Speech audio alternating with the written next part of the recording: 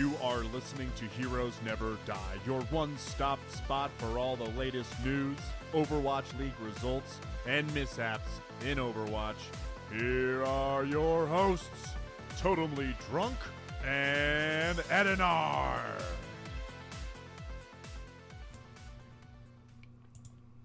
What is up, guys, and welcome back to Heroes Never Die, your one-stop spot for all things Overwatch. I am your host, Totemly Drunk, and tonight on episode 162, we'll be discussing the latest in Overwatch esports, see what's buzzing within the community, let you know everything that has been going down on the PTR, and so much more. But before we can get into the news and introduce you to my co-host, I just want to take a moment to thank everyone who is hanging out with us tonight on Twitch for our live show, and of course thank all of our repeat listeners out there. So joining me tonight, as always, is my co-host Ed. We are 8 days away from the start of Stage 3, kicking off for the Overwatch League.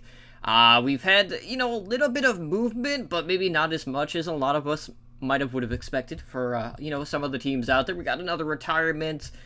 We got, our commissioner kind of moving on to other projects and so much more. But how has this past week been treating you? It's been going pretty good. It's been a little rough with no Overwatch League to watch, but I resubbed to WoW, so that happened. We'll go with that. I've been able to catch up on a lot of things, play a lot of games. It was also Memorial Weekend, so I got to go grill out, hang out with the family, go boating. It was nice enough weather for the weekend, at least, to do stuff like that. It's overall been a lot of fun this week. But I am excited to get back into the Overwatch League. I'm going through withdrawals. This break has been too long. I think they need to shorten it by a week. I think is it 4 weeks break? I believe it's 4 weeks break. They could easily go to 3 weeks, and I think everything would be fine. And if it's 3 weeks, go down to 2. It's all fun. We got a lot of changes and stuff like that. A lot of cool things happening in the game. So that's taking a lot of time just trying to figure that stuff out. But how has your week been? It's been pretty good. There's been a couple of distractions along the way. We did have the Pacific Showdown, so really enjoyed that. Always good to see Korea crush the competition as per usual. Nothing out of the ordinary there, but Element Mystic were like, what, we just don't only run Doombra compositions. So we even got to see a little bit of 3-3 mirrors when they went up against O2 Blast, who they defeated not once but twice in this particular tournament. But outside of that, I've been hopping on pretty frequently. I streamed for like 3.5 hours yesterday. Before we did the podcast for OWL by the Numbers. I got the Sombra skin, so the only thing I am missing now from the anniversary event is that D.Va Schoolgirl skin, so hopefully I'll be able to get that one without needing to spend currency on it. But things have been pretty good. I've been watching a lot of WoW Classic streams, trying to figure out what exactly I'm going to play whenever, that goes through, and, I laugh at everyone being like, this game is going to be dead by BlizzCon. People forget how long it takes to level in Classic. A lot of people aren't going to be 60 by the time BlizzCon rolls around, so there is that. Yeah, I mean, I get that, but it's one of those things where they won't hit 60, but they don't realize how slow it's going to be.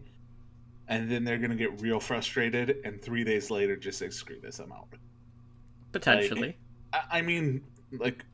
Right now, for somebody who isn't trying to, speed level and using Wowhead guides to go through it, you're looking at 24 to 36 hours just to get to level 30 of just gameplay. Right. So you're talking 48 hours plus, and 50 to 60 is some of the most brutal leveling ever. So you are going to take probably 48 hours was huge underestimate.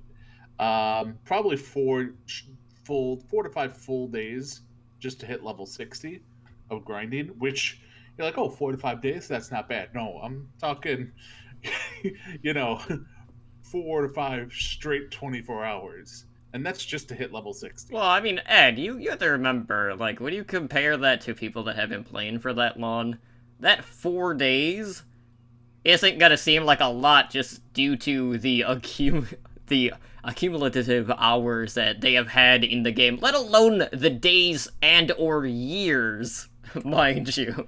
I'm scared to see my slash plate. So... Yeah, don't do it. Trust me, you do not God, you do not want to go down that rabbit hole because there's nothing but depression at the end of that abyss. But anyways, let's go ahead. Let's talk about something that's gonna bring us joy, right? Like something that's gonna lift our spirits, and let's talk about the workshop. So every week we have had some absolute fire modes coming out, and this one is the one that I've been waiting for specifically because we've seen some iterations of Super Smash Bros. When it was on the public test run with the workshop, but now we actually have legit Smash Brothers after all of this time. So the Reddit user AJFIS13 has come out with Super Smash Watch, and what's different about this one is, well, for one, this is actually a 2D side-scroller, much like Super Smash Bros., and the map that they are using is going to be played on Busan, so each player is going to start with 3 lives with any hero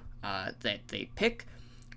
So, basically, whenever you take damage, just like in Smash Bros., you can get knocked off the stage easier, so the higher value you have, the more likely you are to get punted off the map, and getting knocked off the map is going to result in a KO, and you're going to lose a life. So you are eliminated when you run out of lives, and what's different about this one outside of the 2D scrolling aspect is the fact that they incorporated player shields, which is another common thing in Smash Brothers, as well as being able to air dodge. So that means, like, if you're playing Genji, you know, having that double jump isn't going to be, like, the only evasive maneuver that you're going to be able to have. So all of the characters can do that, which I'm happy to see.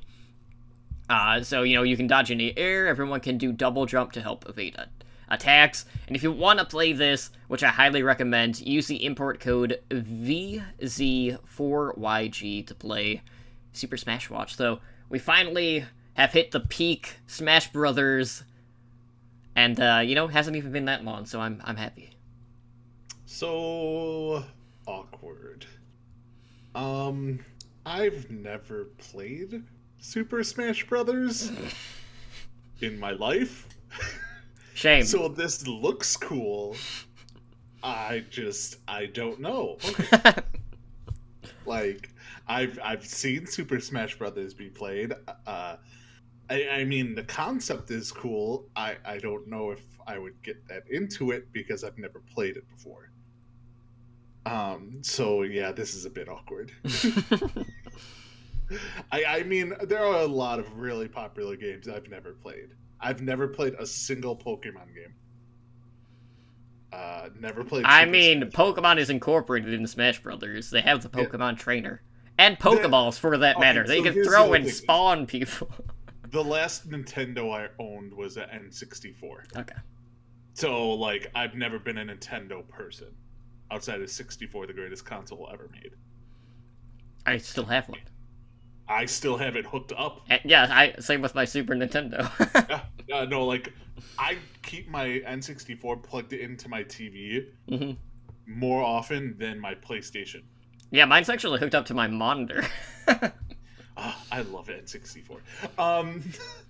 But yeah, I mean, this looks cool. This is very, like, watching the video, it's very clean and crisp, and I thought it'd take a lot longer for something like this intricate to come out, but I guess I was wrong. So it does look cool, but hopefully they keep coming out with new things, stuff like that.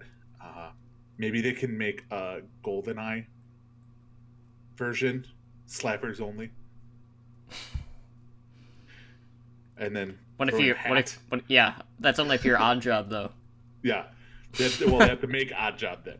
Oh, yeah. Can we? Yeah, we could do something about that. I mean, But, technically, McCree would probably fit the bill. I think he'd probably be the only one. Yeah, true. You know, that kind of works in more ways than one because of hats. Yeah, and we can't really adjust the map, so like you can't make it towards like your traditional horribly rendered map Mhm. from GoldenEye. Mm-hmm. But so many possibilities out there. So keep them coming. I'm sure we'll keep. I mean, like we said, we'll talk about like the main ones or the big ones for the week every episode. Just about. That's assuming something really cool comes out every week, which has been holding true ever since it initially hit the PTR. But anyways, we also had a recent interview with our dev and savior, Papa Jeffy Cap, praise him. He sat down with Overwatch YouTuber Stylosa for an interview, and I will note they did go into detail about stuff that hit the PTR, because this interview happened right before that patch went through. But the thing that I wanted to bring up about this interview in particular was about the content calendar over the summer. Obviously, we'll talk about the PTR update and the new feature, all of that good stuff in our main discussion for tonight. But Kaplan had basically teased, like, this summer's content calendar would not follow a similar schedule to what we have seen here in the past. So, looking at the past, a lot of times, like, we'd be expecting a new hero release, probably within the next couple of months, getting that initial reveal towards the end of late June, maybe early July, with the release being towards the end of the month. And then traditionally, like, summer games would happen at the start of August, but looks like we are going to be thrown for a loop. So what exactly are you expecting in regards to a release cycle here in these upcoming months? Well, I mean, I think we're gonna have some more odd, like, they always talked about how they couldn't really work on events and change events really because they're working on such big new features to the game. Mm-hmm. Well, those have come. We got those. We got workshop. We got replay. So now they can really start working on some of the events. So the first one up is, like they mentioned, summer games. Dates are going to be changed. We could get new game modes, like stuff like that. Hopefully they get rid of Lucio Ball, because that game sucks. Which, by the way, there was a workshop update for Lucio Ball. I did not put it in the show notes, but you and I have to at least try one game, and I want to see if it's going to change your opinion of Lucio Ball. I don't know what exactly they changed. I just saw it posted online. Alright, fine. I guess. That might be something for game night. There you go. But, I don't know what they could, like, when they would change it. The only thing I could think of is maybe they have it earlier. So maybe they can squeeze in, like, another mini event or something like that. Because he said expect a bunch of changes this summer. So maybe we're getting a whole new event altogether. Maybe new game modes. I don't know. So it'll be interesting to see what they do. Because, like, they may push up the schedule and try and squeeze in maybe Winter Olympics. Do something like that. Like, I don't know.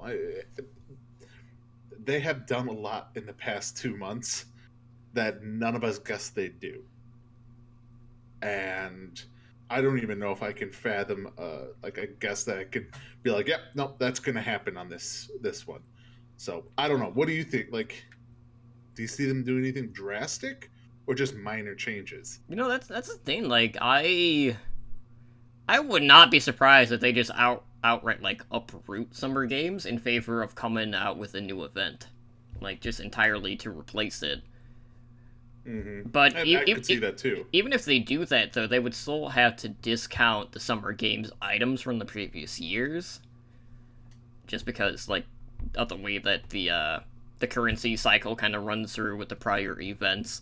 But, I want to see them, like, if they are sticking with summer games, just incorporate new game modes. They do a lot of Olympic-styled skins. You got, like, the weightlifter Zarya, you got the the Sprinter, Tracer, things like that. There's a lot of things that they could try to incorporate to go along with some of the stuff in the game, rather than it just kind of just be and fit in the mold of whatever the theme is. But, to me it just seems like I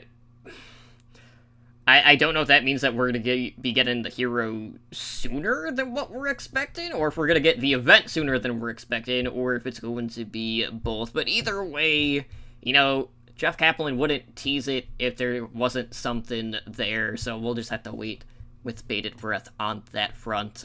So be sure to check out that interview, which I'll have linked in the show notes. But moving into our hot community topics for this week, we got a couple of things. Both are actually related to the Overwatch League. So first up, the Overwatch League commissioner has stepped down and has accepted a new role with Epic Games to work on competitive Fortnite. So he's going to be overseeing competitive esports at Epic Games. And, looking back, Nancer was the guy that pitched the esports league idea to our game lead, Jeff Kaplan, back at Gamescom of 2015. And, he was the idea guy. He got the ball rolling, and, the rest is basically history at this point. And obviously, next year we have the more of the travel plans coming into effect. Obviously, this year has kind of been more of testing the waters, because, we've had a couple of homestands. We still have, like, the Atlanta Reign one coming up. We got the LA Valiant one coming up. Which, by the way, I'm trying to remember. There was a tweet recently from the Valiant, and they were like making like all the Overwatch League teams like animals or something. And the Gladiators tweeted like you should have just been a goose egg to like mimic your stage performance, and I thought that was just the greatest thing in the world. But anyways, with Nancer moving on to another opportunity, we do have the CEO of Activision Blizzard Esports League, Pete Plastelika, stepping in as Nancer's replacement. And, it's important to note with something like this, Nate Nancer, while, yes, he is very closely incorporated with the league, he wasn't doing all of the day-to-day operation stuff. There were a lot of times when he felt like more of a spokesperson for the league, and, being like a promoter, things like that, as like an influencer. So this is going to be a pretty big deal for Epic. Obviously, they've had a couple of issues with their state of competitive, more so than what we've seen with Overwatch League in particular. But that's a great hire for them, and I don't think that this is going to leave like a huge blemish on the Overwatch League, so I'm just curious to see like how situated things are when it comes to taking that next step, which is a geolocation and starting to travel more going into Season 3. Yeah, it's going to be interesting. Pete is taking over, and he's, for all intents and purposes, is going to be the interim commissioner. Mm-hmm. Yeah, he'll probably finish off this season, then they'll hire someone else. Because he can't be the commissioner and, the head of the esports division too. Like that's just too much. So they'll hire on somebody new. He was not making, like you said, he was probably not making the decisions, day-to-day decisions. He probably had a large input in it, but he wasn't running things day-to-day. He was a spokesman, but he was a great spokesman, because this is my idea. I came up with this and we're running with it. So it's like your baby. That said, to get him to leave something he created from the ground up, like started with the pitch, built it up, all that stuff, it's surprising that he left. But then you look at Fortnite and it's like, okay, he went to the biggest game in the world. And I don't even think it's close at this point. It gets the most viewership of any game in the world, and I don't think it's really anything's really close to it. And that's without these organized tournaments. What is the prize pool for the Overwatch League finals? Like, it's a 5 million prize pool, something like that, 5 or 10 million, somewhere in that range. Yeah, Fortnite is unorganized, and it's 100 million. So you can only imagine how much money they probably threw at Nate Nancer to come over there and run it. And this is one of those things when it's kind of a constant with Blizzard is when you have somebody who's really doing well, they tend to get hired away by other game companies, Hmm. or they leave to start their own. I think a lot of it was back in World of Warcraft with Ghostcrawler. Like he got hired away by League of Legends, and the constant you hear with this is Blizzard is the best place to go to start off your gaming career, and then you go somewhere else. Like that's kind of what like they're the best stepping stone into more money, more prestige, something like that. And I think that's what Nate Nanza was doing. So he didn't leave the league in shambles or anything like that. Um, it's obviously growing. It's doing well. They're doing the geolocations like we talked about. That's gonna all continue, and it'll be interesting to see if they promote from within or if they hire somebody new to be the commissioner. What they decide to do, but they have a lot of big decisions coming up that I think Nate probably could have helped out with and could have shared some input in. Like I'm talking more in the like traveling, Hmm.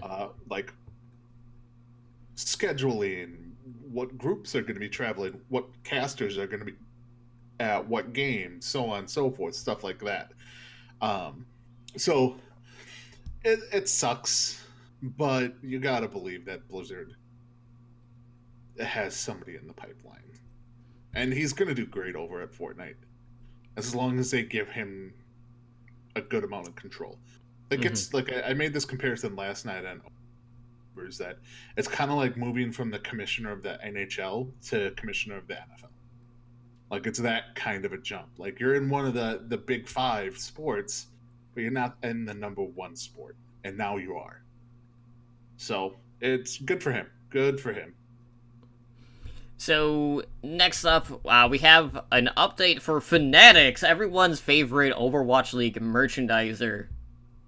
I that was really hard for me to say that with a straight face. But anyways, Fanatics, they keep finding ways to irritate the community, right? So they released this new collection that they call the Profile Collection, which the internet saw it and it immediately became a meme. So this is what's going on. They basically released this collection of down low t-shirts, which are white.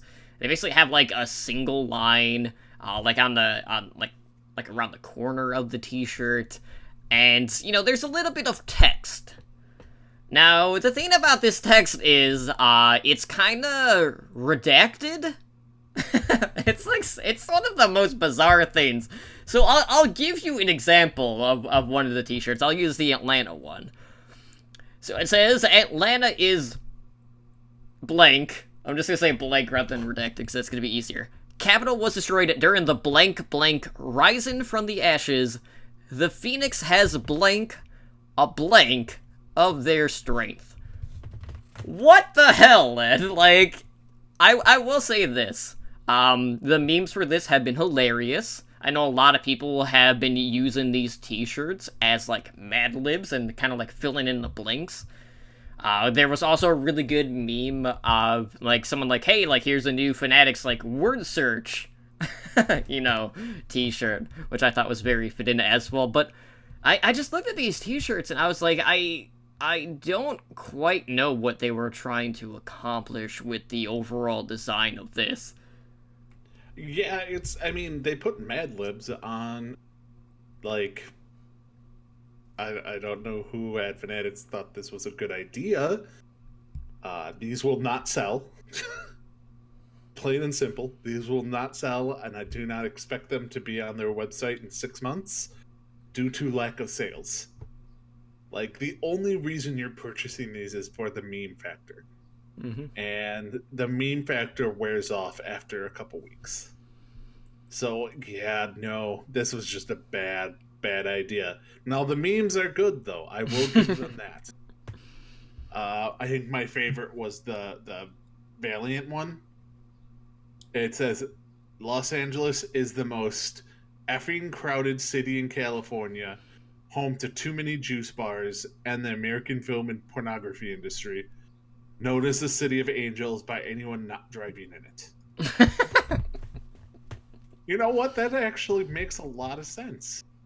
So, but yeah, no, it's interesting. And it's not like it's just a T-shirt, so it's not like on a hoodie or something like that. I can go without like a plain white T-shirt with a Mad Lib on it. Mm-hmm. Fail. Just you suck. You suck. And the thing too is, like, a lot of us have had issues with Fanatics merchandise this year. You know, the same can be said with like the international store. You know, there's just been a lot of weird stuff with merchandise going on. This isn't going to help the situation at all. So, like, you already have, like, the naysayers about them as a company already, and then they go out and kind of, like, release something that no one is really interested in buying, and it just kind of adds, like, another layer of depth to the amount of hate that they are getting. So, that being said, I do not expect Fanatics to stick around as, like, the official provider of, like, you know, jerseys and things like that, as evident to, you know, even the All-Star game, since they went back to Into the AM, which we had talked about as well. So, hopefully that means that that's just a sign that we will move back to Into the AM moving forward. But for now, we can all have a good laugh at Fanatics and the memes that do come out of whatever other collections that they are going to come out with. There's no way they're going away from, just from the simple fact of, like, they are also the provider of NFL, Major League Baseball, NHL, everyone else, like every other sport has Fanatics selling all their gear. And so the shipping aspects of it alone is worth it keeping Fanatics. Because I mean, you get rid of Fanatics, you get rid of all their shipping. So that means people in Europe, you will end up paying again $45 for shipping if you get rid of Fanatics. You know, stuff like that. Just I'm trying to think of the right word, but the logistics of dealing with Fanatics is better than anywhere else.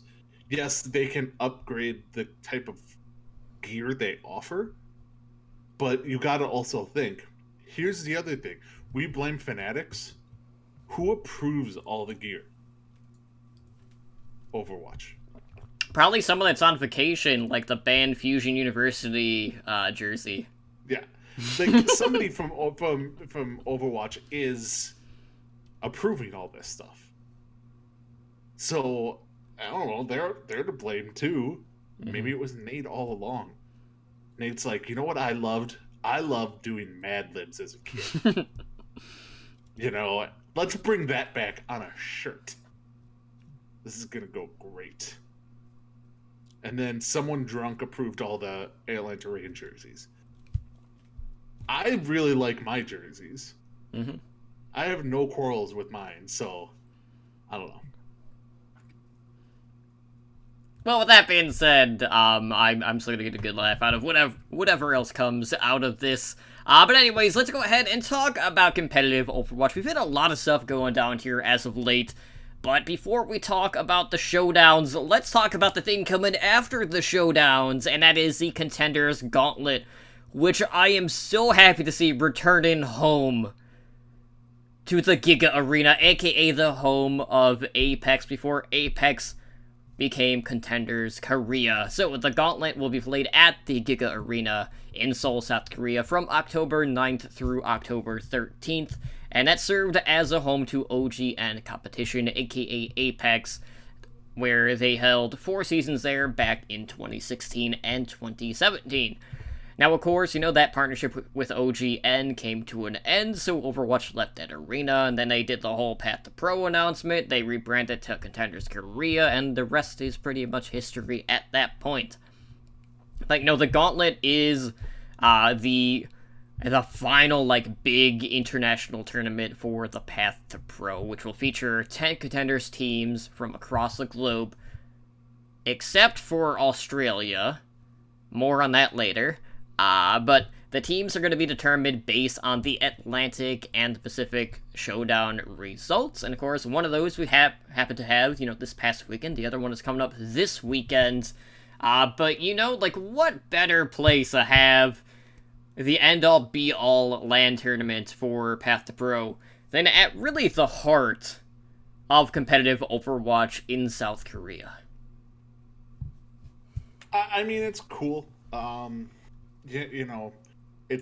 don't want it to be there personally, but that's greedy of me because I want to watch it live. Yeah, we don't get anything, so yeah, I don't want to have to watch the VODs the next day.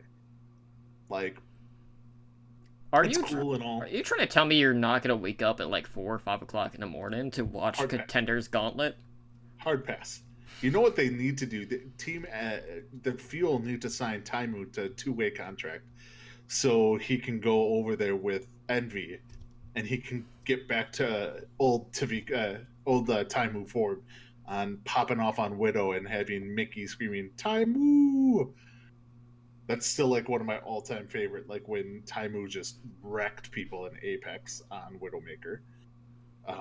But yeah, it will be fun.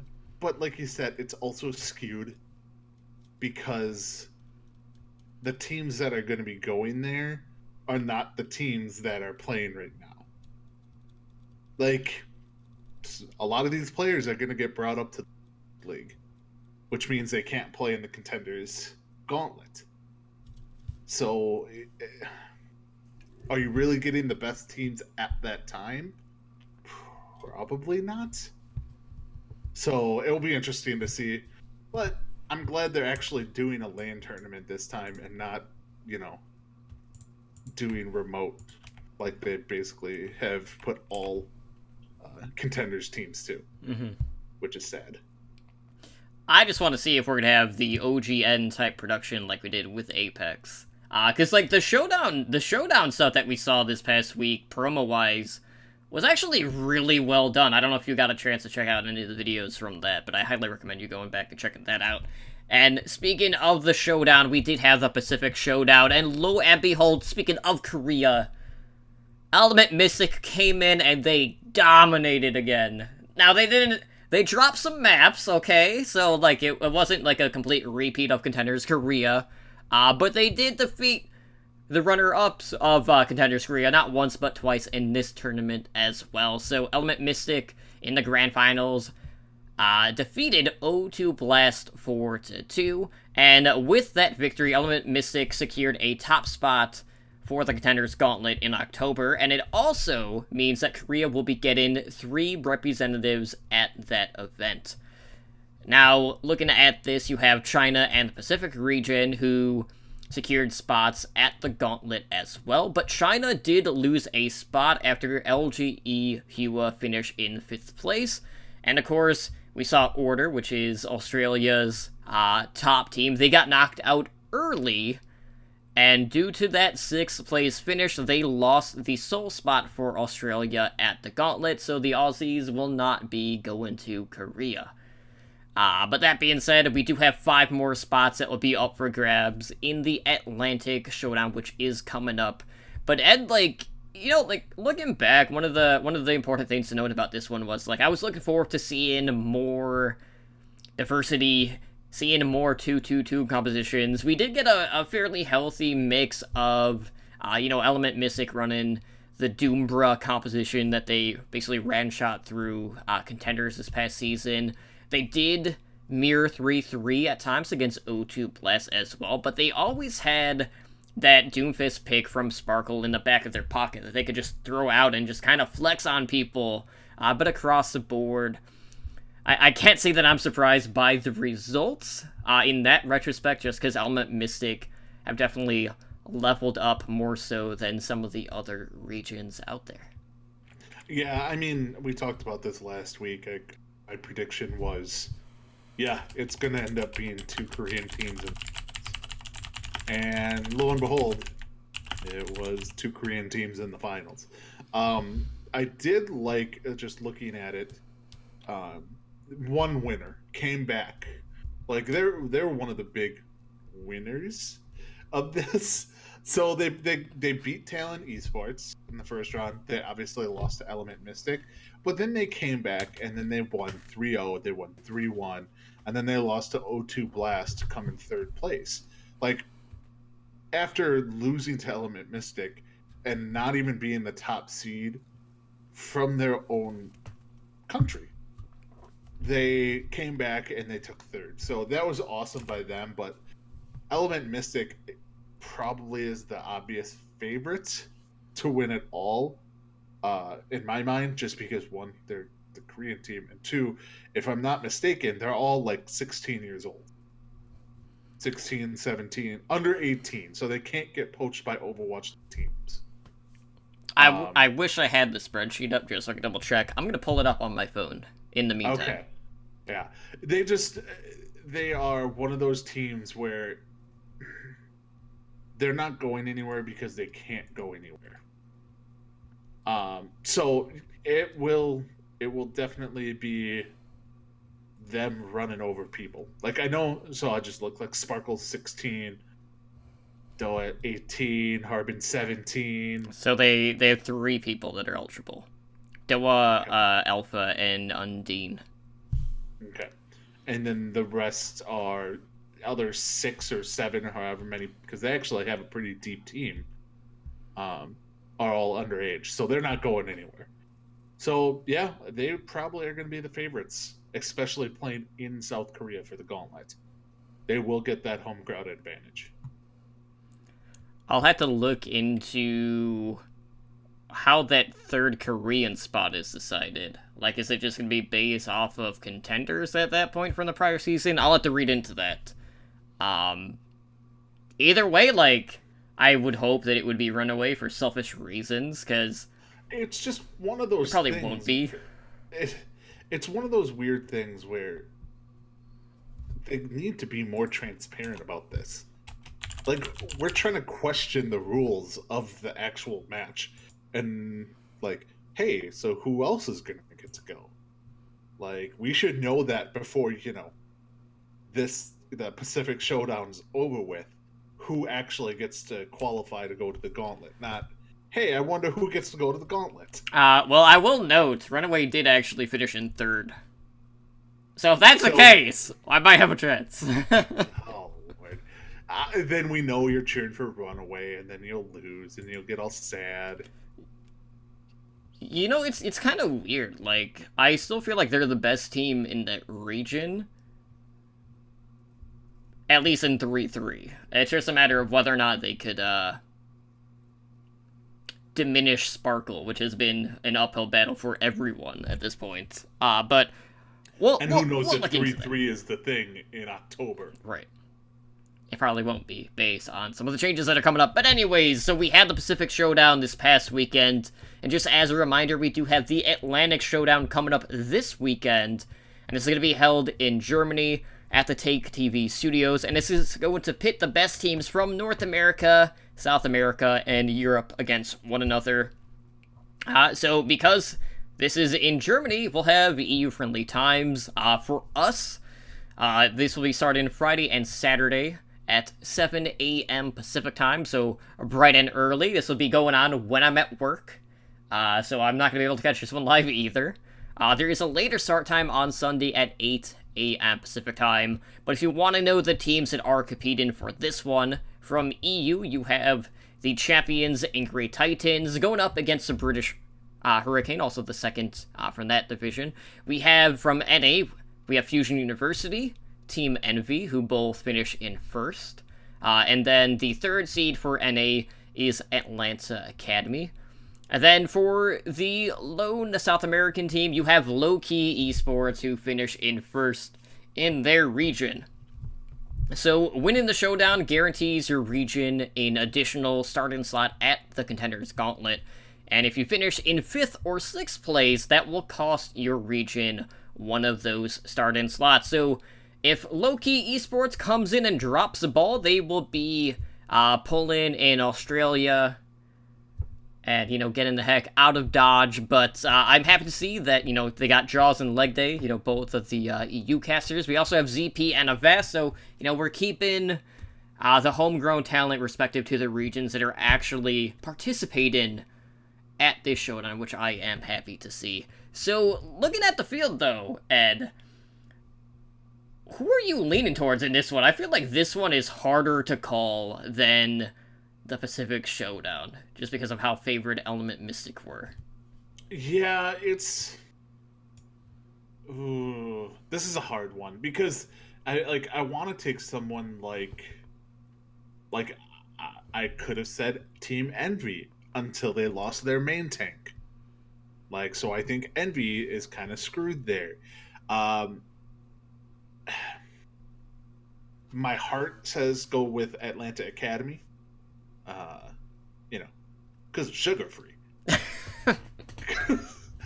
But more than likely, it's going to be one of the European team. I think it's probably the British Hurricanes over Angry Titans in my mind, just because they have an easier. British Hurricane have an easier road to the championship game. It's also, mind you, double elimination. It is, but like just to get to the play in for like the first winners finals, they have to beat Low-Key Esports, which should be an easy one for them. And then they go up against Team Envy, who doesn't have their main tank. So, out of all the teams, that's probably the best two teams to go up against. So then they'll probably win those games and then be in the winners final. So they probably have the easiest fight to get to the grand finals out of all of it. But let's go Atlanta Academy and Sugar Free. I'm really hoping we get Titans versus Fusion Uni for the finals.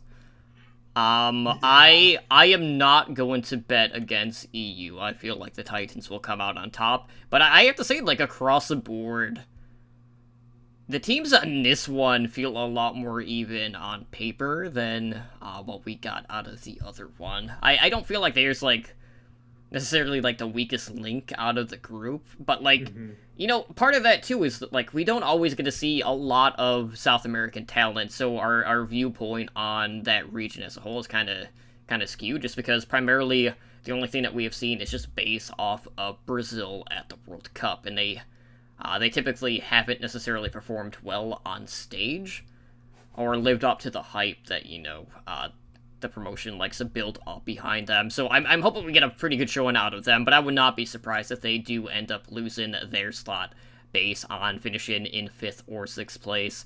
But I do feel like, Envy not having Trill. I believe they said Stand One was going to be their main tank. Yep. For this, so I'm curious to see how that's going to impact them. But I'm not going to sleep on Angry Titans, because that's been a team that's been around for quite some time. And while they necessarily haven't been, like, the top performing EU team, they've really come into their own as of late.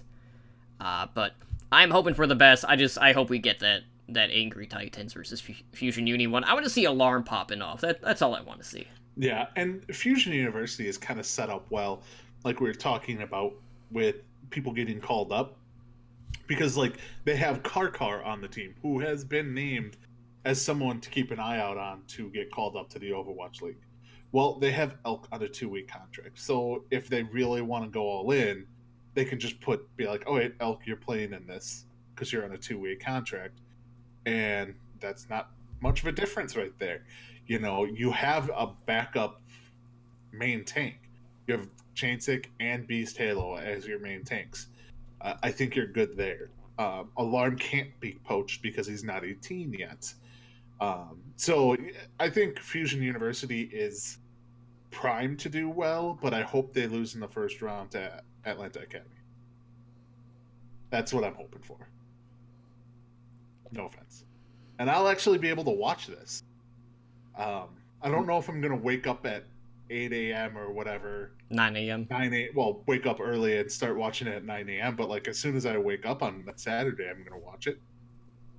So, yay. To actually watch contenders. So. Let alone interregional contenders. Exactly. can we just both agree that both EU teams should just lose? Well, here's the thing. You look at the track record between EU and NA.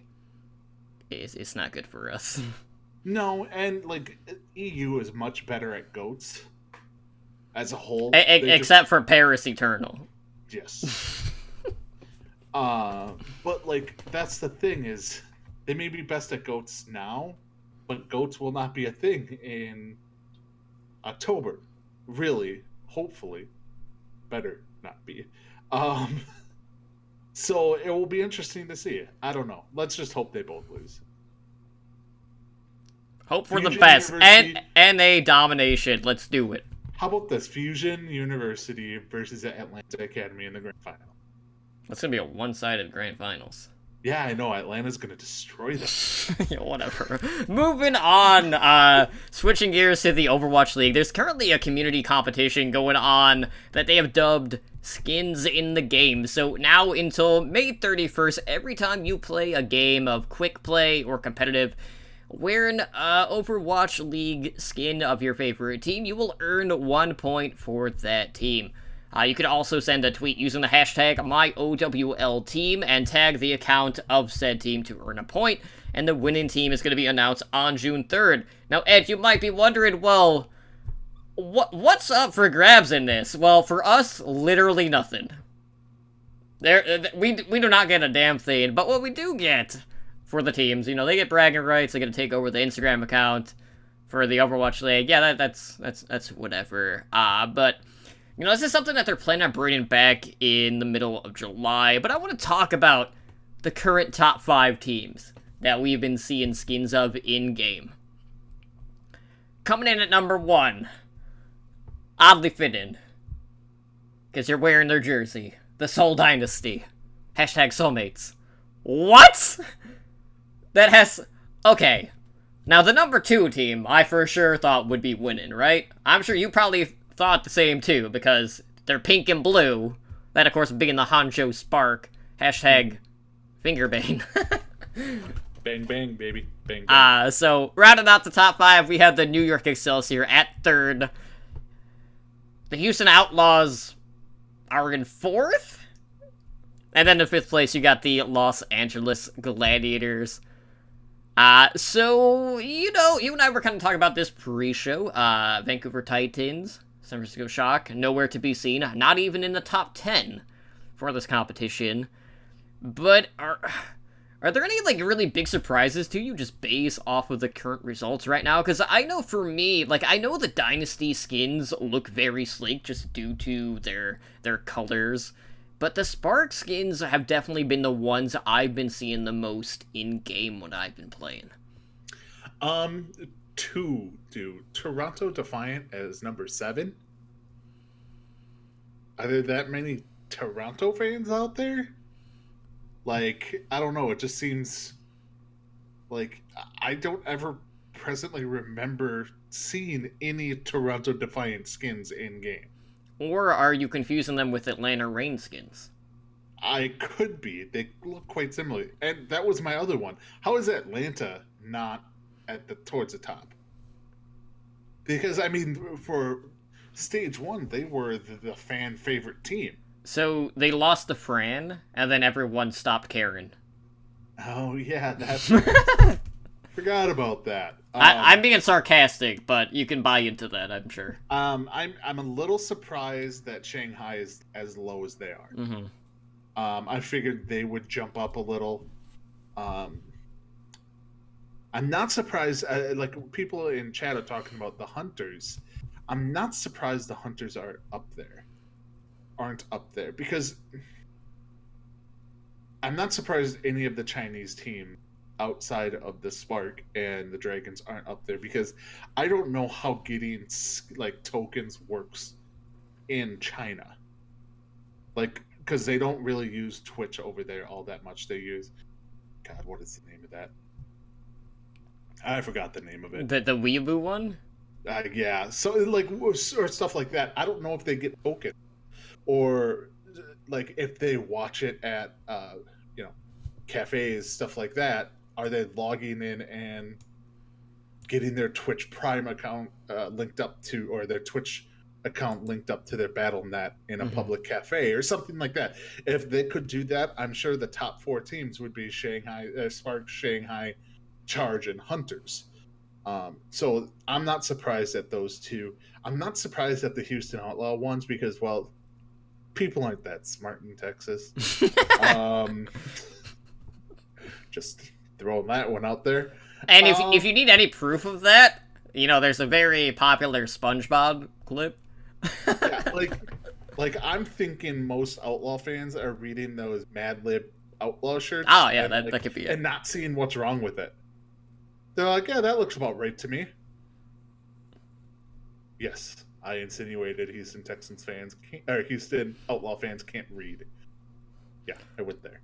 Yeah, I'm taking it to a whole new level. Yeah, and to bring it back to SpongeBob real quick, the quote was like, "What are you, stupid? No, I'm Texas." And then he just goes into laughter. But anyways, so that's all fun and good.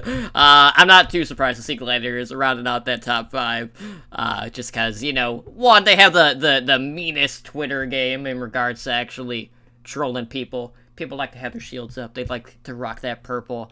Plus, it is also the Twitch color, so, there is that too, and a lot of people do stream Overwatch. But anyways, speaking of Toronto, which was the team that you had alluded to earlier, we do have another announcement in regards to Toronto, and that is that Asher has announced his retirement from professional Overwatch. So this is one of their DPS players who had played for the LA Gladiators during the inaugural season, before he had signed with the Toronto Defiant for Season 2.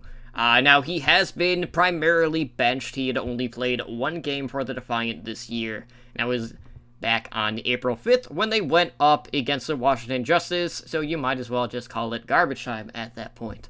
Now, I don't know what it is with Toronto Defiant and sudden retirements. At first it was Stellar, who was under a lot of pressure and ended up leaving. Now it's Asher. And, dating back, Asher was kind of like that tracer specialist for the Gladiators going back to the inaugural season. Maybe this is just another clear-cut sign that just being a, quote, specialist isn't enough anymore. And, we see that time and time again, We've seen, these star DPS players who have not been known to pick up other roles that have basically been benched the entire season just due to the fact that they don't play Brig, or want to be in Brig jail, or, they play Tracer, and Widowmaker, and they don't really run the Zarya, so that kind of leaves them out of the lineup. I mean, can you call him a star? I wasn't saying that he was a star, I'm just saying in general. I mean, alright, this is what can be said about Asher. The article they used, they didn't even have him in Toronto Defiant jersey. They still had to use him from an LA Gladiators shot. That's how little he played. I mean, this is not surprising. He's been benched on 2 straight Overwatch League teams now. Probably not going to see any play time. Yeah. I don't see it. And as odd as it sounds, he's getting up there in years for a professional gamer. Mm-hmm. He's almost, he'll be 24 this year. That's fairly old for a professional esports. Yeah, that's why I packed it in already. Yeah. Same here. This is awkward. But, it leaves room, I just want to check something real quick. Are they under? Nope, they have exactly 8. That doesn't matter. I thought you had to have 8 people on your. That was roster. Only the initial roster lock. You had to have 8 people. You can go below that. Okay, well, never mind then. But this is no biggie. Doesn't affect them at all. Asher could have seen play before they brought in I'm 37. Then they brought him in, so he's really fourth in the DPS depth chart. He wasn't seeing any playtime. So, but you know what? I don't know how comfortable you can be if you are I'm 37 because I've already lost other hit scan players. Is he gonna be the next one out the door? No, he was too highly touted.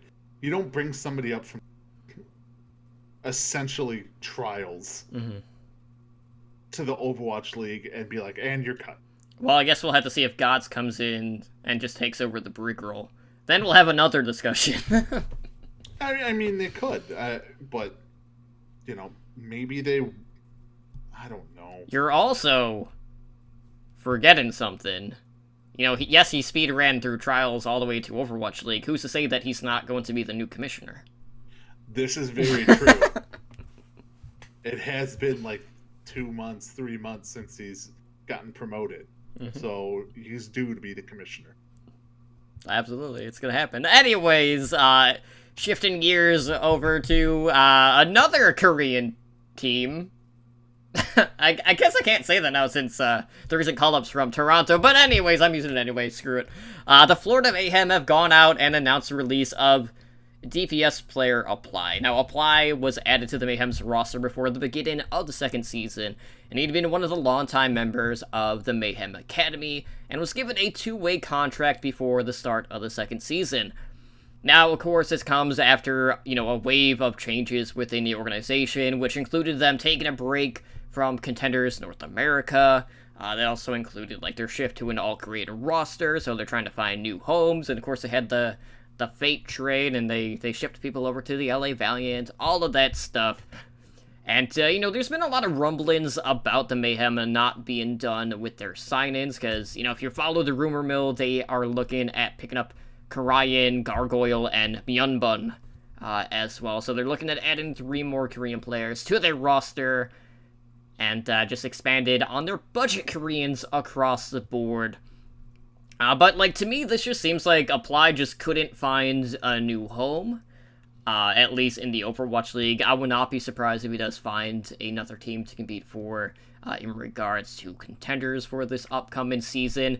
But who knows, maybe some of these released players are just going to band together and, do their own Contenders team, because that's something that we have seen in the past, because you always see teams that have, X Reunited, for example, or X whatever team, and then they still compete together just as an unsigned org. So maybe that will be something that we see, but this isn't really anything that was unexpected, just based off of all the moves that we have been seeing, and hopefully you'll find a new home here. Yeah, and I wouldn't even rule out him playing in the Overwatch League. Honestly, he could have been cut because no team wanted to give up money to the Mayhem, or whatever they would have had to give up to them to pry them off their hands. But they had to just get rid of him, so they cut him. Now he's a free agent, and they don't have to pay anything to sign him or trade for him. They can just straight up go pick him up. I mean, they could even do a 2-way contract like he was with the Mayhem. That wouldn't be something too crazy and shocking. Perfect fit right now. Go sign with the Boston Uprising. Honestly, they have 2 DPS on that team. They probably could use a backup, and then you can sign a 2-way contract and play for Uprising Academy. So, who knows? I don't know. I'm not ruling out him playing in the Overwatch League, but it's weird that they still have Tavik on the team. That's because they haven't found a new bus driver. But he's inactive, so he can't even drive the bus. Doesn't have to beat to drive the bus. Yeah, but you can't make the person who's inactive drive the bus. That's cruel. He's still getting paid either way. This is true. Yeah, you're right. How many bus drivers do you know that are making $50K guaranteed a year? We don't even know what his actual contract is. Some professions get paid a crazy amount of money that baffles me. Bus drivers is one of those I could see being yeah, we make $75,000 a year. Be like, the hell you say? And then you're like, oh yeah, you have to deal with those people all day long. I wouldn't want that. Okay. Well, anyways, so outside of Overwatch League, of course, we got some exciting things happening in the game, especially on the PTR. So let's jump into some patch notes for patch 1.37 for our main discussion. So first up, guys, we have a new feature, one that we've been waiting for literally since day one. And that is replays are coming to Overwatch. Now, this has been something that has been in the work for years, and Ed, I don't know if you actually listened to the Stylosa Jeff Kaplan interview, but, you know, our dev and savior, Papa Jeffy praise him, he said something that he thought was going to irk a lot of people. And that is the fact that the dev team has had replays from the get-go. That doesn't surprise me. Yeah. Like, it didn't surprise me either, but I'm sure some people are gonna be... fully expected it. Some people are gonna be floored by it, though. But anyways, so what's taken replays so long to happen? Well, it's due to the technology difficulty. So with replays, what happens is it takes, like, the entire data stream for all 12 players in the match, and, you know, anytime, like, a patch goes through, it basically, you know, messes things up. So that's why, like, whenever the game patches, your replays are going to be reset. Now, some important things to note. The top-down view that we see from time to time in the Overwatch League is built into the replay system. You can have 10 replays currently on the PTR. So, like, let's say you have 10 replays in and you go play another one, that will overwrite the first replay that is on your list. So whenever the game is patched, all of that is going to be reset, which is basically the same thing that happens with your player highlights. But the big thing, Ed, and I know a lot of people are going to be wanting this, is we have no way to save our replays. And that's a pretty big one. Now, I do want to say, like, Kaplan did note that that's something that they want to do. They were going to look at trying to do something similar to, like, what they do with the highlights, where you could have, like, so many different export options in regards to the quality of the video. And, of course, you know, with replays being matches, that's going to take up a lot more, you know, space on your storage, so keep that in mind. So we don't have any sort of timetable for that. But this is going to be something that will come for the Overwatch League in Stage 3. So there's going to be like a one-day wait period before the Overwatch League matches are going to appear in the replay feature. And just like the World Cup, the Overwatch League replay viewer is going to be a separate client, just like it was for the World Cup viewer. And due to that, this does mean that for the Overwatch League, this will be PC only.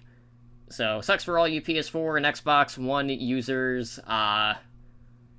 It is what it is. Then again, like, I don't know, like, a lot of people that are watching Overwatch League on their PS4 or Xbox One. But that's besides the point. But one way or another, we are getting Overwatch League replays, which is a huge deal. We're getting replays as a whole across the board, which is something that the community has wanted for quite some time. And this is long overdue. I'm going to say something that not a lot of people are going to like. So, normal. Yeah. This is a very, very overrated feature. In my mind. Okay, so here's the thing. You're going to get basically what you put into this. It's one of those type of features. I would say 90% of the Overwatch League community, Overwatch community, doesn't give two craps about this. And I think 90% is probably a fair estimate. Like, they won't be going back and analyzing their gameplay footage.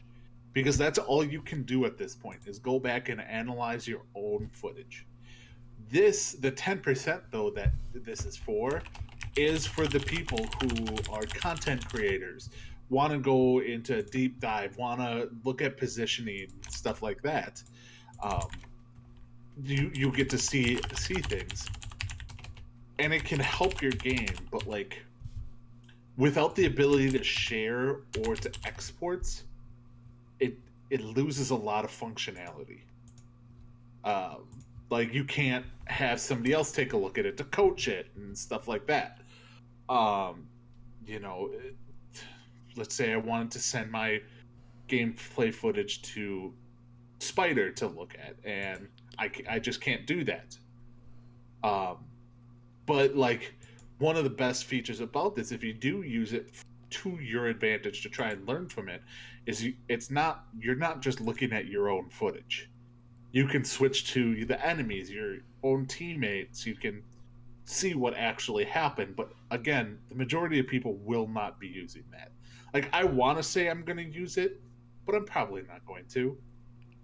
Like, I'm just not. It's not one of those things where I want to sit there and analyze my games after I play them.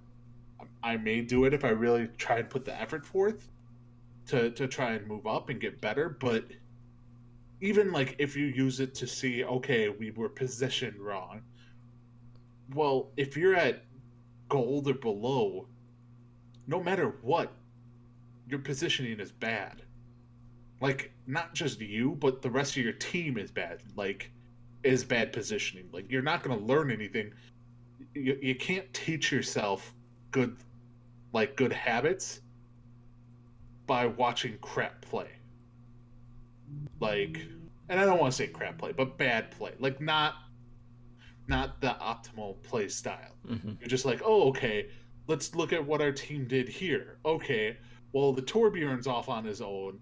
The Mercy has her pistol out. The Reinhardt just charged into a group of 6 people by himself. You know, it's just, you see all of that stuff, and you're not learning much from that. What you can really do is, if you know more from an Overwatch League perspective, like from higher end gameplay, you can learn more from watching the replay on Overwatch League games than you can from watching your own, I think. So that's just my 2 cents on it. I don't know. Well, see, when you were as naturally gifted at Overwatch, like me, like it's not gonna be too much of a difference. I can't even say that with a straight face. But anyways, you know, as a content creator, this is something that I've personally really been looking forward to. Definitely more so with Overwatch League, than like our replays. But you know, the Overwatch League, I'm super stoked. It's like, even for like our own ones though, like I look at things like, you know, game nights, and you know, getting to do like community based videos, you know, things like that. Or if I'm learning a new hero, you know, I'll be paying more attention to that. Or like if I want to see how many times I can blame you for missing 3 shots in a row, I could do that. You know, it'd be a good time. If you could save off the files, I think that completely changes the replay system. Not being able to save off, you're like, okay, there's this one match. I better not play 10 matches to get a chance to analyze this match. Otherwise, it's just gone. And there's nothing I can do. Or they better not have a patch tomorrow. Yeah, it's basically a situation where you're having to local record. If you want to really get the best benefit, or just keep like a backup essentially at this point. But like, I would not be surprised if they that would be like the next update for replays, is having a save option. Like, it's definitely going to be in the pipelines. It's just a matter of when it's going to come out. But you know, this has been something that people have been looking for. And, you know, if you go to your career profile, you can find, you know, your replays there. You're not able to inspect, like, someone else's replays, which is important to note, but this does kind of serve as, like, a mini match history, essentially. But we're not going to get anything to the same detail that, you know, maybe we would have seen in other Blizzard titles at this point. But it does open up more possibilities to seeing a bigger feature out of, you know, replays and match history as a whole. Now, looking at some of the other changes that hit the PTR, let's take a look at 2CP, everyone's favorite map type in the game. Everyone loves Paris. Nothing is changing with Paris outside of the actual assault mode changes. So what has happened? What's happening with this? So the assault time awarded for capturing point A has been reduced from 4 minutes to 3 minutes, so gone are the days where, like, you nearly full hold, and then all of a sudden the team has, like, 5 minutes to attack. that's always a feels bad moment, and then you just feel like absolute crap trying to defend point B. So upon losing point A on an assault map, any defenders that are dead or die shortly thereafter have a max respawn of 3.5 seconds. So there's some times when you get the unfortunate split spawn.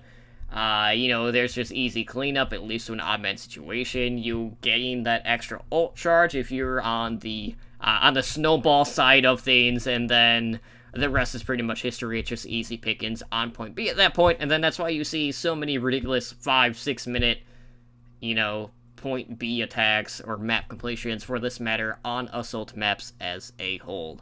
So Ed, what are your thoughts on this one? Do you feel like this is going to help alleviate some of the community concerns with assault maps, or is there still more work to be done? I think there's still more work to be done.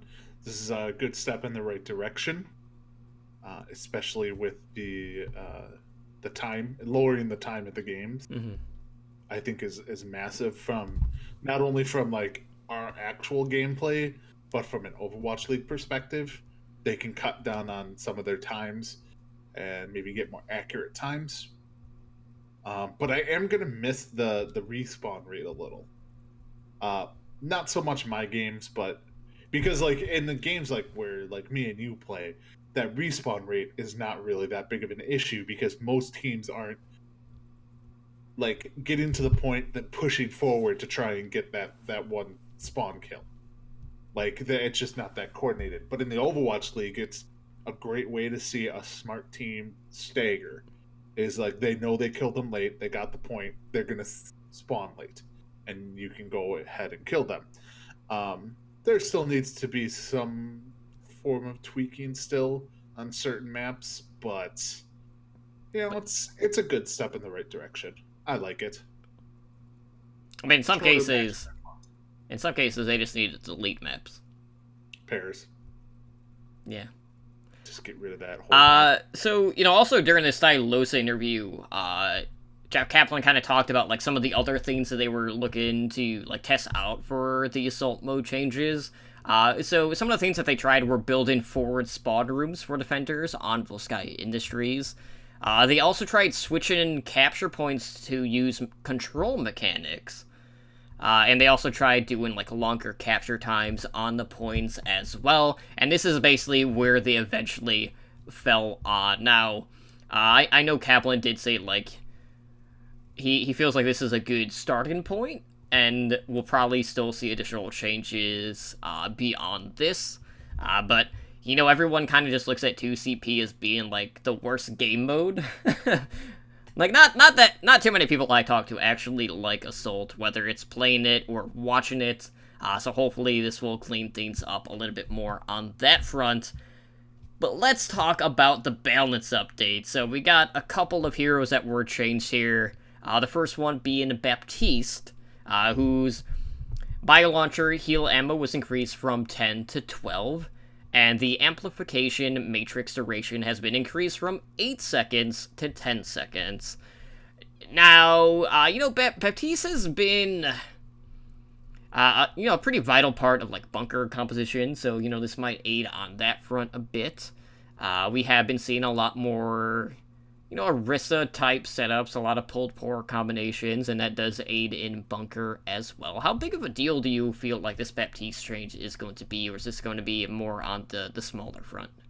I think this will probably be a little bit more on the... meaning, yeah, you can get 2 extra grenades off without having to reload, which is nice, but, like, how often are you in a situation where you have to shoot off 12 straight healing grenades in a row, and your team's just not screwed from that? Like, it just doesn't happen. Like, because even if you get dove on, you drop your oh god, why am I drawing a blank? Well, you don't take any damage. The immortality field? There it is, the immortality field. You drop that down, and then you just really have to just shoot, grenades down at your feet. Well, you're not going to go through 12 grenades. in that time frame, more than likely, without either A, you winning the fight, or B, your immortality field dying and then you all dying. So I don't know. It's a good change, but I don't think it's that massive of a change. Mm-hmm. Yeah, I feel like the bigger one between the two is just the amp matrix duration. Bunker fights are kind of slow, so having that 2 extra seconds during amp matrix to just barrel through as a bastion. Maybe Elijah will be able to kill something a little bit quicker just due to that. But across the board, you know, not the biggest changes, but you know, this is like with the rise of bunker comps, you know, this is going to be a welcome change. Next up, a pretty big one for arguably one of the hardest heroes to balance in the game, that being none other than D.Va. Her defense matrix length has been reduced from 15 meters to 10 meters, and they also updated the graphics for defense matrix as well, so it's a lot easier to tell, like, the actual size of the defense matrix and when it's actually active. So, you know, D.Va's always been, like, the weirdest hero in the game to balance, just because she is essentially 2 heroes in one. We've seen them have several different iterations in regards to, like, how they've actually gone with their approach to her. Like, at one point, she was kind of like the flank tank, where she just, you know, dive in, get in your face, get out.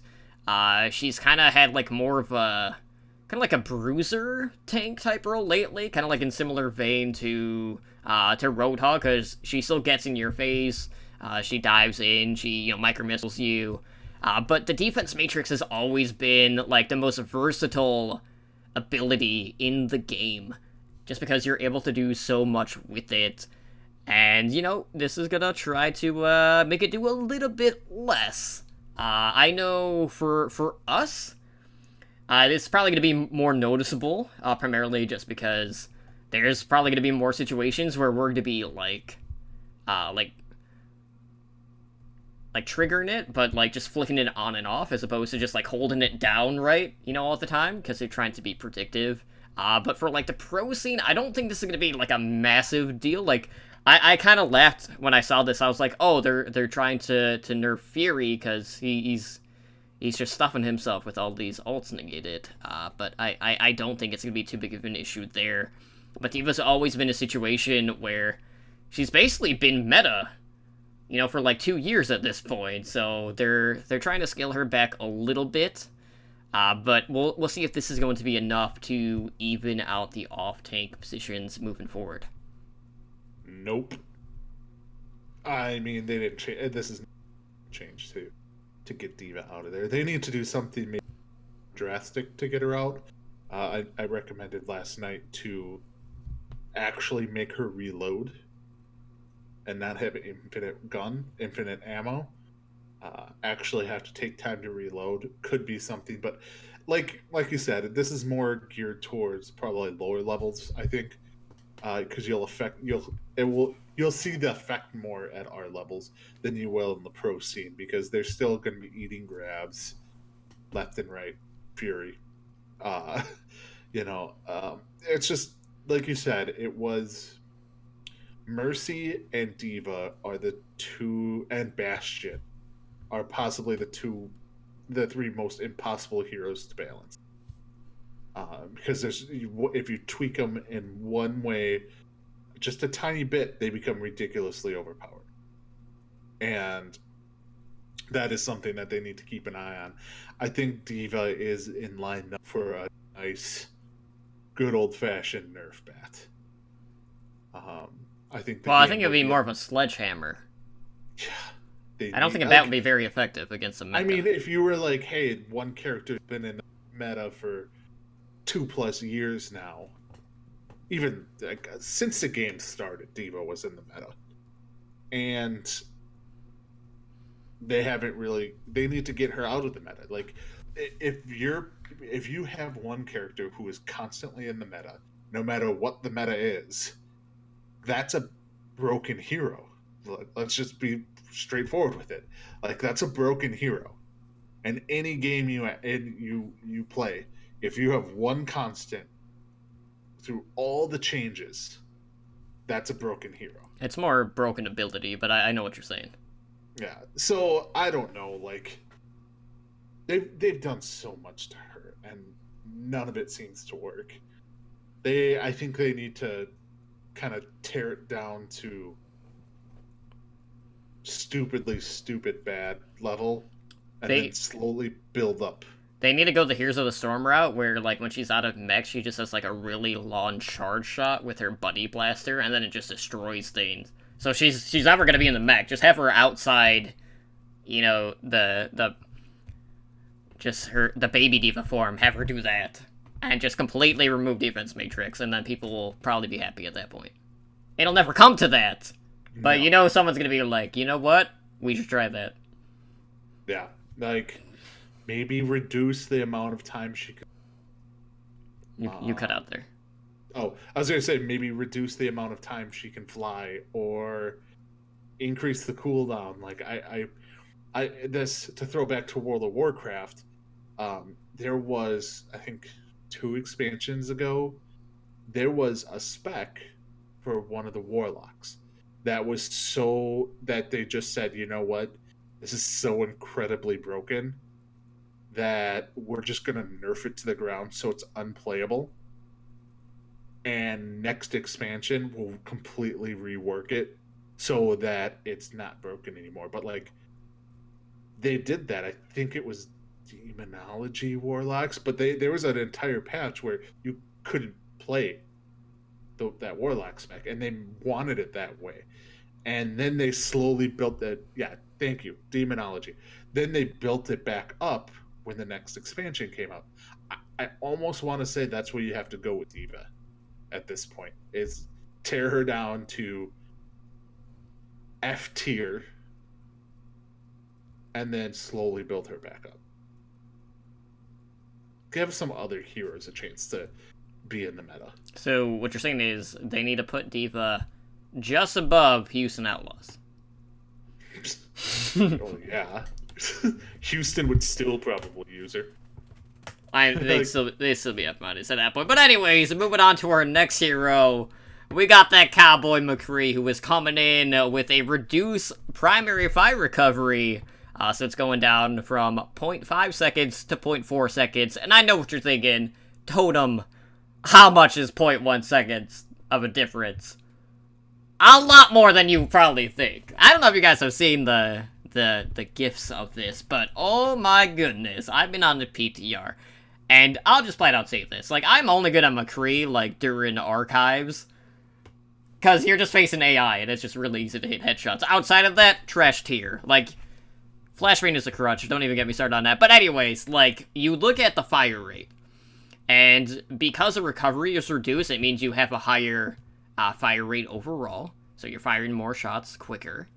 And because of that, the recoil of the Peacekeeper is also pretty noticeably smaller as well. So you're not getting as much kickback as well. So all of a sudden, you know, not only do you have to worry about the right-click McCrees, and there's a ton of them, especially in Quick Play and Arcade. Maybe not so much in comp, but now you legit have to worry about the left clicks just because McCree is coming in fast and furious, and it's just, it feels ridiculous. And the tempo is really weird too. Like, I feel like it is going to be an adjustment for people, but do not be surprised if they go through and reduce the bullet damage from his primary weapon just due to this change. Well, it's on the PTR right now, so that won't get changed. You know, I like this change. This is one thing they've done with McCree back and forth, back and forth, back and forth, is which firing ability do they want to be dominant? Do they want the left click or right click? Left click or right click? They just always seem to go back and forth, back and forth. And now I guess it's the left click's turn to be better than the right click. So... Well, there's a point in time, too, when, like, McCree was, like, a legit sniper with his left click, which was a scary time, to say the least. Yep. So, I like it. I see more of a...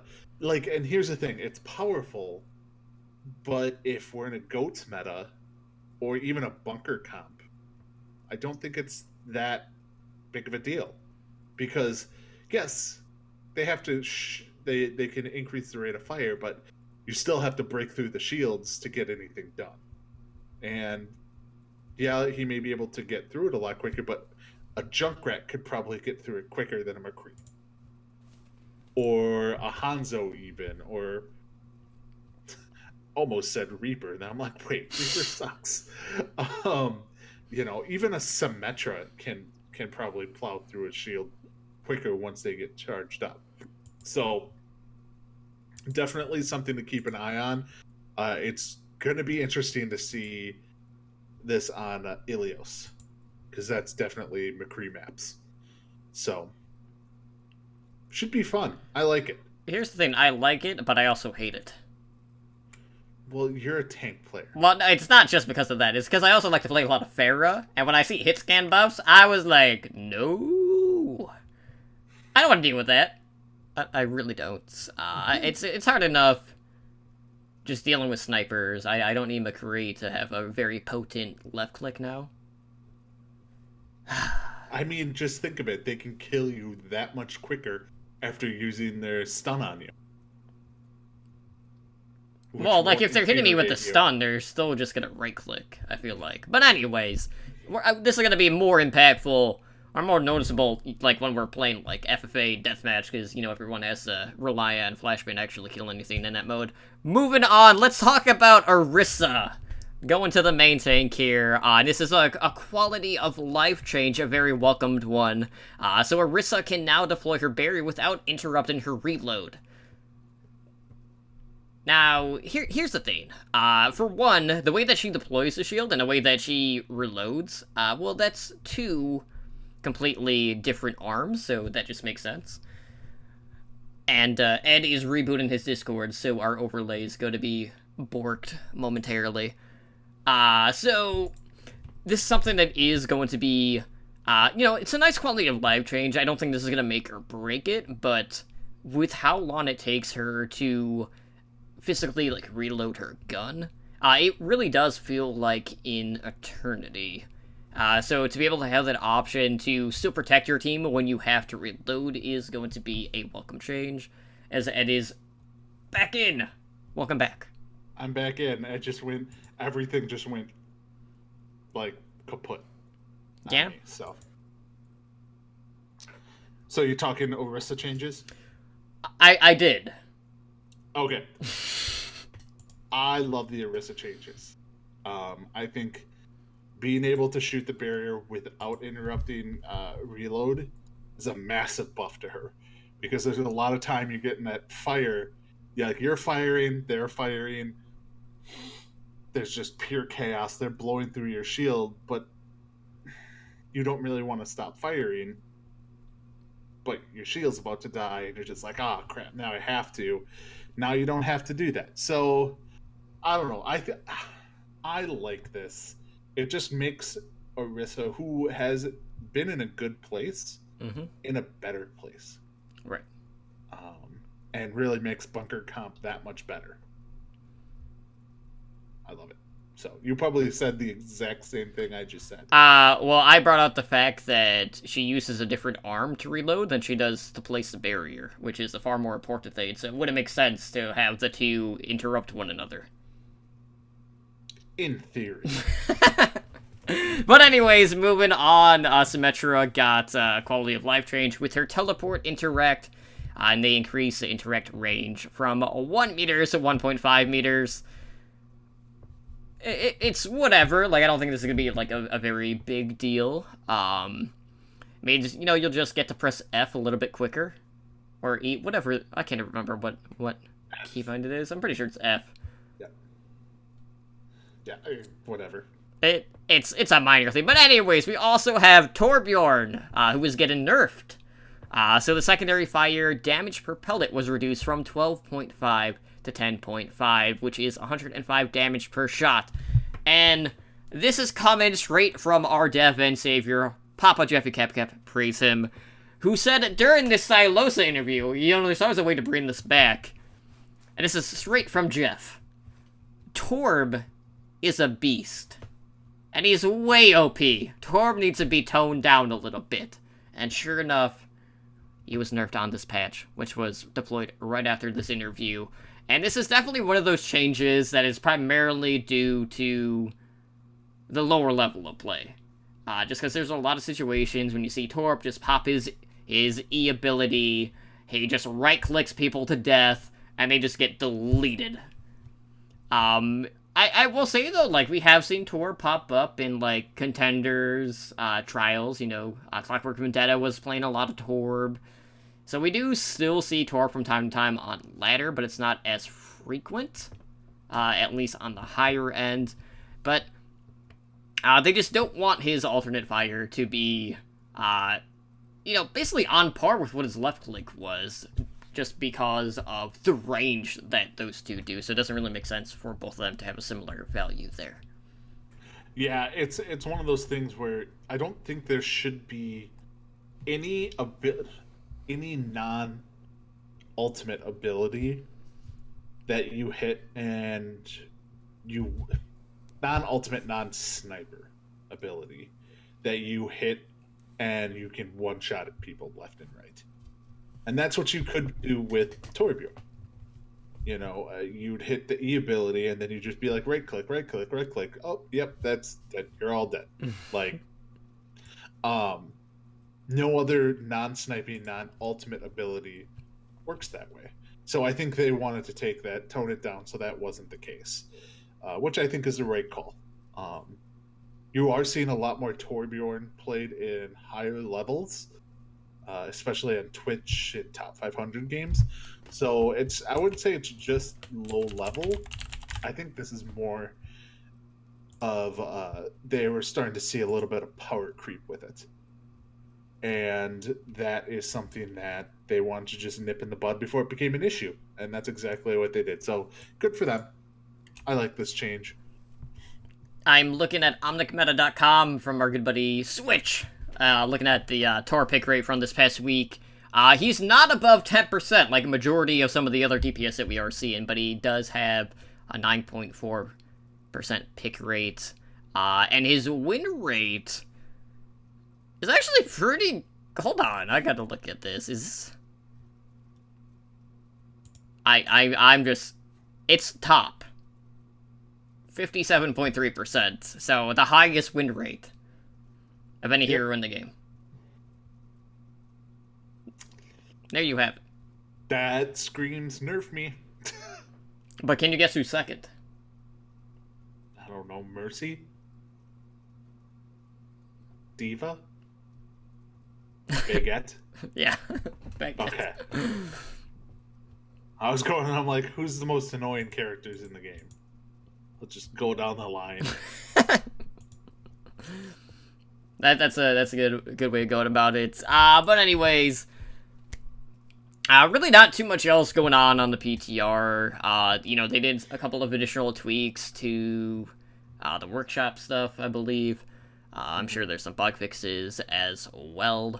But it's important to note, like, we know that we're getting the Overwatch League viewer for Stage 3. Do you feel like that is going to mean that we're going to be seeing this patch deployed for Stage 3, or is it just going to be that feature? Just that feature. Because here's the thing. The Overwatch League replay is separate than this patch. Because the Overwatch League replay is not going to be in-game. It's going to be its own separate launcher like the World Cup viewer was. So they can deploy that whenever the heck they feel like it without having to patch the actual game. So I don't think that we're going to see this for Stage 3. There's just not enough time. I mean, a week of testing, put it live into the game, and then 2 days later it's on Overwatch League. That's some Fortnite shit right there. Well, that'd be the day of. Sorry, I'm off by 2 days. But like, that's just, it's not enough time, especially for teams to practice it. Like, because they play on different servers than us, unless they gave them early access to this, which I don't know if they did because it hadn't been tuned yet and tested out. So I don't think they would do this just because it doesn't give the teams enough time to practice with it. And so we're in a GOATS meta for next stage. Yeah, it's weird because like I've seen players tweeting like stage 3 is going to be interesting, and that kind of makes you think. But the timing does seem off. I feel like this is gonna be the stage 4 patch, if anything. I just even if this comes through, I don't know if it's gonna be enough to have like a drastic shift in the meta. Like yeah, bunker comps we've already kind of started to see on certain maps, but they're not like super prevalent. Yeah, this is not a goats breaker. Plain and simple. Like this is not good. This patch is not going to break goats. It's just going to make the. And I think I said this a few weeks ago. The mediocre teams who play bunker comp a lot, slightly more mediocre. Like the best teams are still just running goats all the time. They're not running bunker comps, stuff like that. There's a reason for that. Like they're just better. So yeah, it's not going to be game changing. One other thing from the patch I do want to point out that seems like kind of a buff to Sombra was in the bug fixes. So Anna's anti-heal will now be cleared when Sombra uses her translocator. So she can clear off anti-heal by using that. Interesting. I don't know if that means she wasn't able to before, or sometimes it wasn't clearing off, but if it wasn't clearing off before, and now it is, that's a slight buff to Sombra. So I just wanted to point that out as well. Good to know. So that basically is it for the PTR stuff. So, we'll probably have it on PTR for at least, another week, maybe 2. But I'm looking forward to just hopping in, checking out the replays, getting to see the top-down view. I'm looking forward to, and if it's going to be in the normal replays, it has to be in the Overwatch League ones as well, which I cannot wait for. So I'm just looking forward to seeing what sort of content we are going to get from the community based off of that. But with that being said, let's close it out early, Ed. We don't really have any much else going on. What is this crap? We're done before 2 hours? Yeah. That never happens. Once in a blue moon. But if you guys want to help us out, one of the best things to do is to go leave us a review over on iTunes or your podcasting app of choice. We're always looking for any feedback or constructive criticism. And, that will offer us insight on how we can make for a better listening experience. And Ed, we actually do have a new review. We do. We do. I'll let you read it. Okay. So this is a review from TroyBoy576, who gave us a 2-star review. And I will say, like, I read all the reviews regardless of what the rating is. I'm not just saying, like, I'm only reading the 5-star. But Troyboy, your boy Troyboy, he says, you need a new co-star. He makes a podcast almost too bad to listen to. You know what I took away from this? I know where you're going with this. I'm a star. That's what I took. He called me a star. So that's where I'm going with this. You know what the funny thing is? People always tend to complain about the co-host. And that's dating back like 3 years now.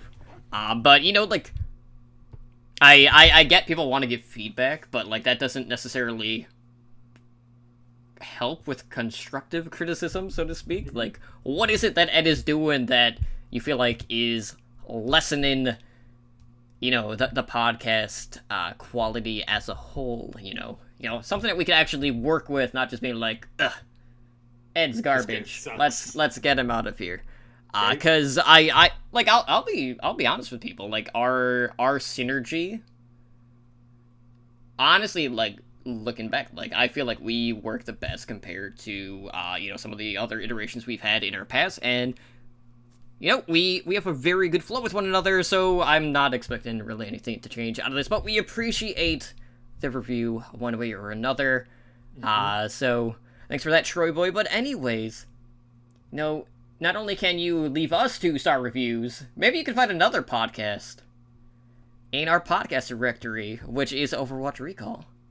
where you can find a listen of several Overwatch, Overwatch League, Path to Pro, Fantasy Overwatch League podcasts on our website at owlnshow.com/OWRecall. Every Sunday night, I release the episodic listens of all your favorite podcasts, which can be found on our website and also on the Twitter page, which is at OWRecall. Now, if you would like to support our podcast network, which I highly recommend, you can do so, a couple different ways. You could throw us your Twitch Prime subs, which Trenchfoot did earlier today during our live show, so thank you so much for that. You can do that. Doesn't cost you anything. And a lot of people still have Amazon Prime, so, we appreciate that. You can also show some support by pledging to our Patreon, which starts at just $1 a month, so you can find more information about our Patreon at patreon.com/OWLnetwork. So you too can join the likes of our master patrons and above, Blazin' Bob, He Who Doth Not Pull Out of Custa, Brendan, and Gabby in helping our network grow. I knew that was gonna... I was trying to wait for the perfect time in. Got him. So thank you all for your continued support. In regards to announcements, we do have a game night coming up. It's been a while since we've had one. It's time to do them again. I told everyone, hey, when Workshop gets here, we're back. Like, we're doing these every month now. So our next community game night is going to be held on Saturday, June 15th. And we'll be kicking things off at 7 p.m. Pacific time. Of course, we will stream those games on our channel. We'll be hanging out in Discord, all that good stuff. So join us for a night of custom games, which is going to include workshop modes. We are going to play the Smash Brothers game for at least a couple of rounds, I'm sure, so people can test it out. Probably not Lucio Ball as much as I know Ed would be so on board with that. No Lucio Ball. But join us for our game night. We hope to see you guys out there. And if you can't show up to play, you can always just troll us in chat, all of that good stuff. But just as a reminder, we did have our second Overwatch League mid-season panel. That was this past Sunday. That can be found on our RSS feed, so be sure to tune into that. I'll also be guesting on the Omnic Weekly. Trying to think what day that is. It's coming up. It's this week. I think it's Sunday. This Sunday. So stay tuned for that. I'll post all the information when that goes live as well. But Ed, we have so many different ways how our listeners and our viewers can get a hold of us. So why don't you go ahead and let them know how they can do that. All right. So you can reach us through email at hndoverwatch@gmail.com. We do have a Twitter, and that is at hndoverwatch. We do have a website where we post all of our podcasts, any awesome videos Spider comes up with, and that is www.owlnshow.com. We do have a YouTube channel, and that's youtube.com/Overwatch League Network. We are on Discord, so come join us over there. That's discord.me/OWLNshow. You will need to join that so you can do our game nights. We are streaming presently live on Twitch at twitch.tv/OWLNshow. So we are a Twitch affiliate, so come help support the show by subscribing to our channel and earn our network emoticon. Our podcast network does stream pretty regularly. So on Mondays at 7 p.m. Pacific, we have Overwatch League Network. On Tuesdays at 6 p.m. Pacific, we have OWL by the Numbers. That's our fantasy Overwatch League podcast. We have this show Wednesdays at 5 p.m. Pacific, Heroes Never Die. And then host streams, when available, fall on Mondays at 5 p.m. Pacific with Totally Drunk. And Spider tends to stream Thursdays at 7:30 p.m. Pacific. Totem already went over all our Patreon, so any help over there would be greatly appreciated. And then you can reach me personally on Twitter at Edanar Overwatch. That's EDANAR Overwatch. Totem, where can they find you? Well, I am over on Twitter at TumblyDrunkCTR, and I'll probably end up doing my Atlantic Showdown predictions, which I'll probably butcher just like the Pacific ones. But as long as I get the champion one right, that's all that matters at the end of the day. Who are you picking Element Mystic to win the whole thing? Well, that's for the gauntlet. I haven't even gotten that far. I gotta see who else plays. Come on. You want to name them the winners already. Do I? Kind of. Do I? Fine. I won't make you pick until after the Atlantic contenders or the Atlantic Showdown happen. And that's the thing too. Like, who knows what's going to change by then? We might even see like a 4 DPS meta by then. Who knows? Crazier things have happened. But with that being said, guys, I do want to thank you again for hanging out with us for another episode of Heroes Never Die. This has been episode number 162. I've been your host, Humbly Drunk, joined as always by my co-star, Edinar. And we hope Gold Star sticker for you. And we hope to see you guys back on Monday for our return episode of Overwatch League Network, which I'm sure is gonna deep dive into Stage 3 preview, which is basically just gonna be us muttering Shock Titans final again. More than likely. But guys, take care. Have a good night. Take care.